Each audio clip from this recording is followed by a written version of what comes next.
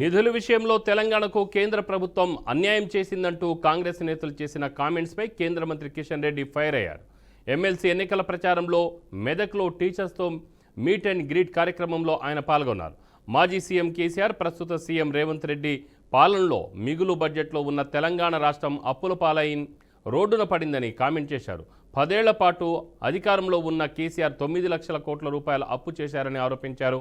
తర్వాత వచ్చిన సీఎం రేవంత్ రెడ్డి అప్పులు, భూముల అమ్మకాలపైనే ప్రధానంగా ఫోకస్ పెట్టారని ధ్వజమెత్తారు.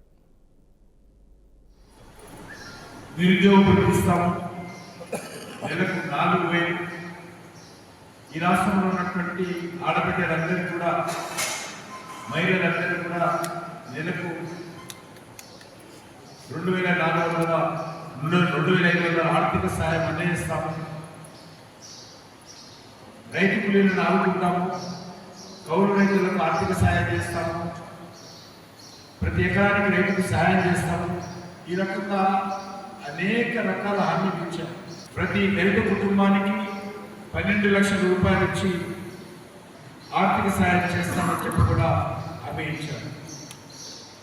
కానీ ఈరోజు ఇందులో ఏ ఒక్కటి కూడా ఎప్పుడు ఇస్తారో, ఇస్తారా ఇవ్వరా, ఇచ్చినటువంటి గ్యారెంటీలన్నీ కూడా మోసమా, ఇచ్చినటువంటి హామీలన్నీ కూడా మోసమా, ఈరోజు కాంగ్రెస్ పార్టీ ఏ విషయంలో కూడా చెప్పలేని పరిస్థితి. దళితులకు ఇస్తారన్నటువంటి 12,000 సంగతి మాట్లాడలేదు. కాబట్టి రాష్ట్రంలో ప్రజలు ఎంతో ఆశతో కాంగ్రెస్ పార్టీకి ఓటేసి గెలిపిస్తే ఈరోజు మరి తెలంగాణ ప్రజలకు కాంగ్రెస్ పార్టీ వెన్నుపోటు పొడిచి ఉద్యోగాల భర్తీ విషయంలో ఆ రోజు రాహుల్ గాంధీ, రేవంత్ రెడ్డి హైదరాబాద్లో అశోక్ నగర్ లైబ్రరీ దగ్గరికి వచ్చి అనేక రకాలుగా ఆశలు నిరుద్యోగులు రేకెత్తించి ఈ టీఆర్ఎస్ పార్టీ నిరుద్యోగులకు మోసం చేస్తుంది, మేము అధికారంలోకి వస్తే మీ అందరి ఉద్యోగాలు భర్తీ చేస్తామని చెప్పి అశోక్ నగర్లో ఆ నిరుద్యోగులతో